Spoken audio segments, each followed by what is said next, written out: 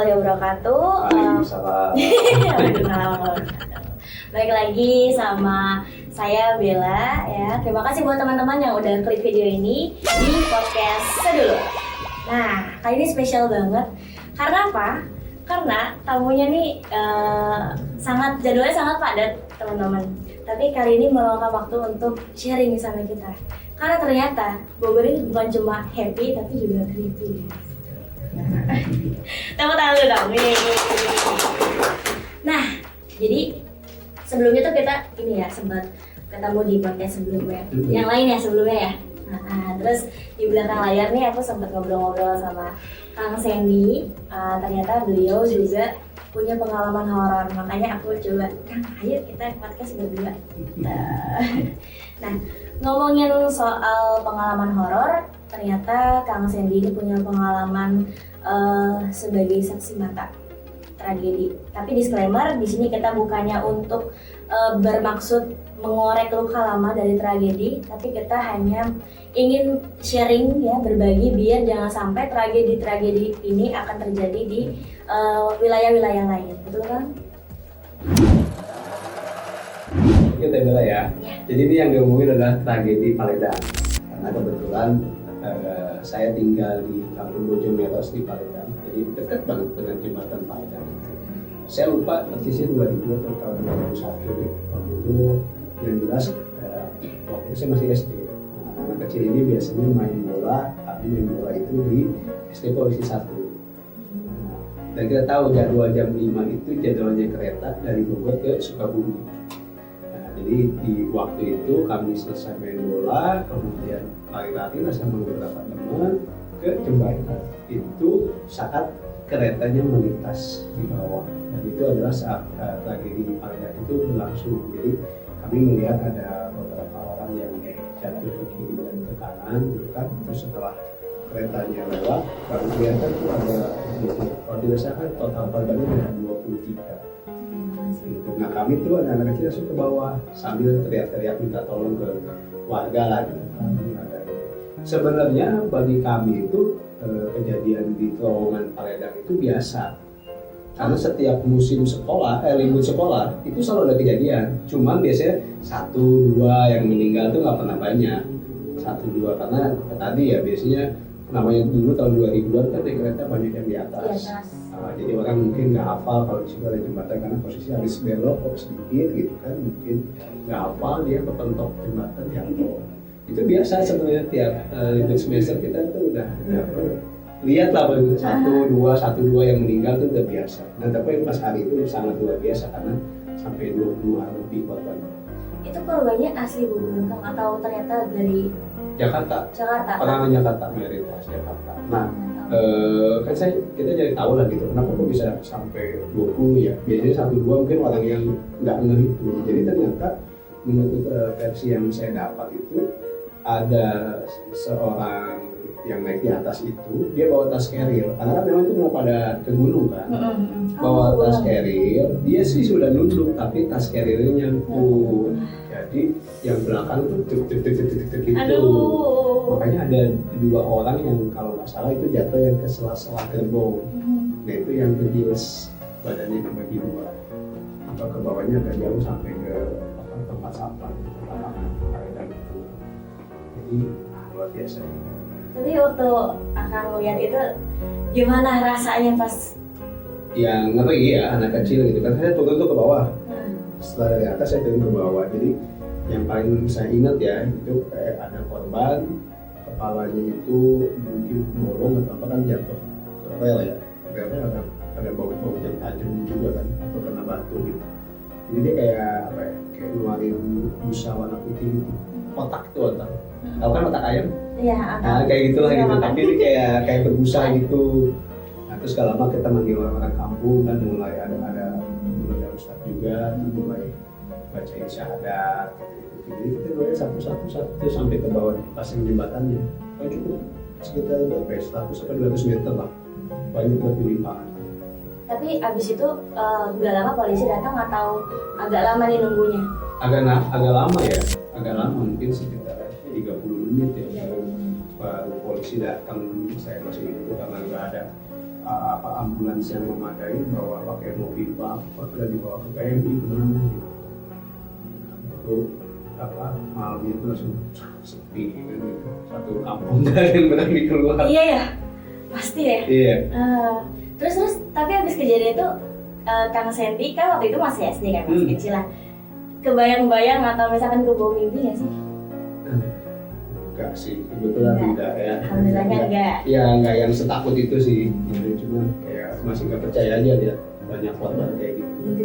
Itu kan berlangsung 1 minggu, itu selalu ada yang ngaji di situ. Terus malam ke-7-nya Di rel itu? iya di Spanyol saya, malam ke-7-nya itu keluarga-keluarga korban di Jakarta pada datang ke situ. Banget kan. Ternyata sih pada muda, anak sekolah, mahasiswa yang pengen berlibur. Nah, itulah tragedi Paledang. Ya. Teman-teman kalau yang belum tahu kronologi tragedi Paledang waktu tahun itu tuh seperti itu. Nah, kejadian horornya ada nggak sih di kampung di sekitarnya gitu? Ya yang pasti setelah kejadian itu nggak ada orang berani lewat situ. Jadi kalau mau ke kampung dia nggak berani lewat jembatan Paledang, ada gang gitu ya. Nah dia lebih muter ke misalnya ke tanjakan pala yang dekat di Mati atau lewat ke belakang BTN gitu. Jadi nggak berani lewat situ. Itu berlangsung cukup lama sih. Karena ya pengakuan lah, ada yang lihat ini, lihat itu, lihat ini. Nah kalau saya sendiri itu sekitar justru tahun 2012-an. Cukup lama ya? Cukup lama setelah kejadian itu saya kerja di Jakarta karena biasanya ya udah melihat sholat subuh di stasiun kan. Jadi berangkat sebelum subuh. Nah di belakang di sini jembatan Paledang, sampingnya Masjid Taufik, di belakang situ ada rumah orang Cina yang sudah lama kosong gitu. Jadi bentuknya pagernya seperti ini ya situ. Jadi pas saya belok, langsung ketemu. Pas-pasan. Itu sosoknya kayak gimana sih Kang? Cewek, pas saya ketemu itu setengah badannya di dalam tembok, setengah badannya di luar, tapi mukanya ketutupan, rambut panjang. Nah, terus pas waktu ketemu sosok itu tuh, Akang gimana? Assalamualaikum. Sambil jalan cepat. Habis itu lihat ke belakang udah hilang. Udah hilang. Wah, seru banget sih. Dan tapi abis itu ada lagi atau enggak tuh? Enggak sih. Saya bahkan mungkin kalau beneran dinampakin ya seumur hidup itu saya sekali-kalinya. Oh gitu. Jadi di Paledang itu ya sampai sekarang sih ceritanya. Jadi karena ada inilah apa saya tanya gitu kan. Jadi dari orang yang pintar memang arwah-arwah yang penasaran ini atau yang jin yang menyerupai lah gitu kan. Memang dipindah ke situ semua. Dipindahnya ke yang rumah kosong itu. Jadi di jembatannya malah udah nggak ada, dipindahin ke situ. Nah, tadi kan kita udah ngobrolin soal tragedi Paledang, terus juga pengalamannya Kang Sandy juga waktu ketemu sama sosoknya itu kan, yang kemungkinan dari situ juga kan, kemungkinan gitu. Karena ada kabar, ada berita-berita kalau misalnya orang pintar ini ada yang mindahin ke si rumah kosong. Nah, kan aku taunya Kang Sandy itu sebelumnya ikut ibu ya. Oh iya. Nah, terus kayaknya Kang Sandy juga sering kali ke istana. Nah, kalau di istana sendiri kan kayaknya gedung tua tuh ya. Gedung tua, ada yang gedung peninggalan di Belanda, bahkan yang Kota Bogor juga kayak dari zaman Belanda ya. Iya. Itu punya cerita horor atau pengalaman horor Akang sendiri nggak sih? Ya kalau cerita yang memang di istana banyak banget ya, gitu. Artinya pengalaman setiap orang beda-beda dan kita wajar lah, itu bangunan dari zaman Belanda gitu kan. Jadi kalau kayak Istana Bogor, gedung induknya udah pasti itu dibangun zaman Belanda, tapi ada beberapa pavilion itu dibangun zamannya Bung Karno, sama juga pavilion juga, dan banyak patung-patung kan, patung-patung, dan juga banyak lukisan-lukisan tua. Itu nggak usah ngomongin saya penampakan ya, tapi secara nuansa ruangannya, vibes-nya gitu kan, kayak awal-awal disuruh misalnya gitu, udah nginep di pavilion berapa? Udah lama kosong ya kan gitu kan, nggak ada siapa-siapa di situ, itu udah terasa gitu. Terus saya juga kan kantor di Istana Jakarta juga ada kantor sekalian. Nah itu di Wisma Negara, itu Jati namanya. Jadi pas datang ke situ memang udah disampaikan sama penjaganya gitu, jangan pulang itu terlalu malam lewat maghrib gitu kan, biasanya ada di Belanda yang ini. Nah, dulu saya sih sebenarnya nggak tahu takut ya sama yang gitu-gitu, jadi udah bodo amat ya. Tapi kadang rasa juga gitu kan, kayak nggak sendirian kita di sini, ada yang lain kayaknya iya gitu sih. kan. Biasanya kalau kita diliatin orang aja, kita biasanya rasa ya. Iya. Ada yang liatin, apalagi kalau ada sosok-sosok astral yang nggak bisa kita lihat. Gitu. Maksudnya kan kadang di ruang tuh ada kaca yang gede banget gitu. Jadi kayak tadi ada siapa yang di kaca gitu kan? Ada yang lewat. Gitu, set, gitu. Terus lukisan-lukisan gitu. Ya dari vibes-nya aja udah ini sebenarnya. Kadang misalnya sore kalau udah nggak ada aktivitas tuh tamu-tamu presiden, saya udah pulang, kan sepi tuh. Staf-staf yang lain udah pulang. Sementara kita masih, kalau saya masih nungguin ibu negara misalnya masih di istana gitu. Kita nungguin di ruangan kita. Gitu. Kan nggak banyak gitu, cuma pakai sendiri atau berdua. Tapi lama-lama kebiasaan juga. Tapi kalau dari teman-teman rekan-rekan sekitar yang cerita ke Akang banyak. Oh banyak yang diganggu. Ya. Oh saya pernah. Nih pas masih ingat saja. Pas COVID itu kan di Istana Bogor harus karantina yang masuk. Nah karena karantina otomatis saya tinggal di salah satu kafe di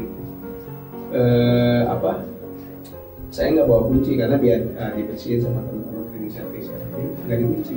Kuncinya ada di dalam. Pas begitu saya pulang itu dikunci dari dalam. Padahal nggak ada sama. Nggak ada, kuncinya nggak gantung di situ. Kan nggak mungkin. Saya nggak bawa kunci. Kuncinya masih digantung. Tapi ternyata bukan saya, pernah beberapa orang juga dikunci di ruangan itu. Aduh. Iya, jadi ruangan itu luar biasa, itu kan suka dikunci. Akhirnya kita harus ngebobok buka jendela kan. Nggak ada siapa-siapa kan ada gitu. Kuncinya masih digantung juga di pintunya. Siapa yang kunci itu serem banget guys. Ya kalau di istana sih banyak lah cerita-cerita kayak gitu. Terus patung, misalnya Bella lihat patung gitu jangan iseng. Ada waktu itu patung kakek-kakek diciptakan. Aduh, ya orang Bogor mah kan bodor lah ya. Iya. Gitu. Itu lah teman-teman pas pampres gitu kan. Ya mungkin waktu tugas ya mereka kita anak-anak muda ya kan suka iseng gitu. Dia itu malamnya meriang didatangi ya kan. Sampai harus minta maaf dulu. Banyak apa di sana? Di istana juga ternyata yang kita lihat megah nih bangunannya, tapi ya memang bangunan tua ya kan. Bangunan tua dari zaman Belanda yang pasti selain nyimpan sejarah, ya biasanya kenapa bikin vibes-nya itu ngeri karena energinya terserap ya. Iya. Energi aktivitas dulu tuh waktu zaman Belanda itu terserap, terekam, dan makanya ada aktivitas, kita berasanya ada aktivitas dari makhluk halus. Nah, ada lagi kan ceritanya? Apa ya? Mungkin bukan soal di Bogor dari istana ya. Jadi waktu kecil itu kan saya transmigrasi ke Kalimantan. Oh ya.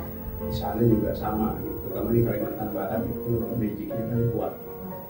Nah, dulu tahun 92 saya di daerah Sanggau. Jadi kalau kita malam itu sering tuh melihat kayak bola api ke rumah orang. Besoknya tuh udah kalau nggak meninggal sakit. Kalau di sana benar-benar nyata gitu. Terus ayah saya kan dulu mandat bangunan membuat area transmigrasi yang baru transmigrasi itu selalu pasti. Jadi kalau jalan malam ada api cukup dilihat ada orangnya.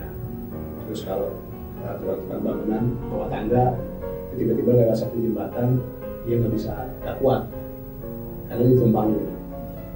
Wow, di Kalimantan tuh setannya benar-benar ngampakin lah. Dulu ya tahun 90-an itu gila, karena kan hutan dibakar gitu kan.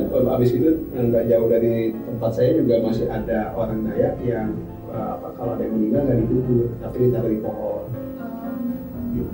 Jadi benar-benar deh. Terus di sana tuh kalau ada kejadian dulu kita nggak langsung ke polisi tapi hukum ada. Oh iya, hukum ada ya. Ya misalnya ada orang berantem atau ada yang ketahuan selingkuh itu nanti disidang di makam adat situ. Jadi setan mesti lebih hukumannya lebih ngeri. Jadi misalnya kayak waktu itu ada yang berantem lah, itu kan sama-sama pendatang orang kelas 9 berantem, masih disidang. Jadi dia, saya masih ingat karena saya yang menyaksikan ritualnya itu dia mengelilingi makam tua gitu, terus sama ketua adatnya itu ditaburin beras kuning. Jadi di sumpah itunya itu dibilangin kalau misalnya berantem lagi nanti dari pori-pori si orang itu keluar beras kuning itu. Ya kan percaya nggak percaya tapi orang malas juga ngelanggar kan gitu. Iya sih. Kayaknya jadi nggak mau ngelanggar juga jadinya. Kalau di Kalimantan tuh beneran deh di tempat transmigrasi ya karena memang itu hutan belantara, ditebang, ya banyak banget cerita horor. Terus, nah ini tetangga saya depan itu mau ngelahirin. Jadi di sana tuh udah dibilang kalau misalnya ngelahirin kan harus selalu didampingin karena masih pakai dukun beranak. Nah si suaminya udah pesen ke ibunya lah gitu yang jagain istrinya. Nanti kalau misalnya yang datang bukan saya, jangan dibukain pintu. Nah suaminya itu nyari dukun beranak itu sampai di jembatan yang belakang rumah saya kan jalan ke kiri, itu dihampirin halus pingsan di jembatan itu. Tapi nggak lama ada yang datang ke rumah itu, si ibu ketok-ketok. Dia bilang ini saya dipanggil suaminya mau dukun beranak. Nah masih ibunya dibukanya. Tahu apa yang bukan? Tapi yang terjadi anaknya gosong. Astagfirullahaladzim. Itu benar. Kalau ini. Jadi kalau di sana tuh beneran deh. Jadi kalau mohon maaf bukan meremehkan hantu gitu. Tapi hantu di sana tuh benar-benar nampakin. Energinya berarti sebegitu kuatnya bisa nampakin. Iya. Bahkan bisa yang tadi bisa. Banyak banget. Jadi ada satu jalan itu udah dikasih tahu jangan kalau ada yang lagi manggil di belakang jangan pernah nengok. Banyak ada jembatan yang kalau situ misalnya kalau kita naik mobil harus klakson dulu 3 kali baru lewat.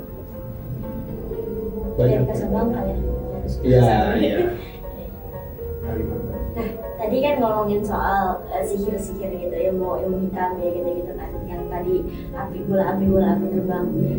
Nah, kan Silus juga sebenarnya pernah dikirim sama penonton pengalaman horornya itu waktu pemilihan kepala desa.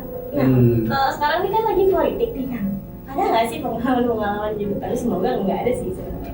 Iya mungkin ada aja. Kalau saya kan nggak bisa ngelihat ya.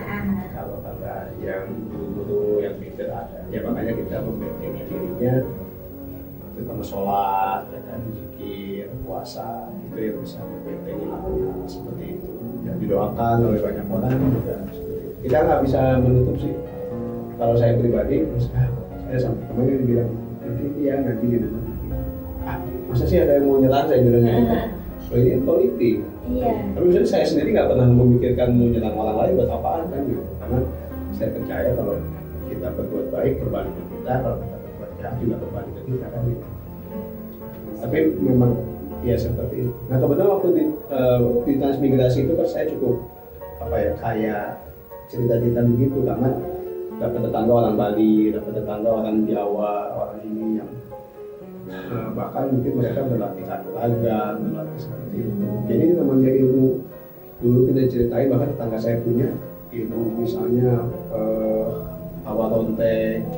Kalau kita tahunya kan dari film si Malampir lah gitu kan. Malampir, atau kita tahu dari cerita Titung. Iya, ada tuh yang mempraktikkan ya hawa ronte, halimunan.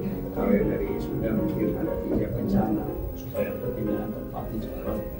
Terus ada lagi dulu tetangga saya itu dia punya ilmunya mati gini. Jadi ada maling digampar sama dia langsung hangus. Lah, gitu. Bisa.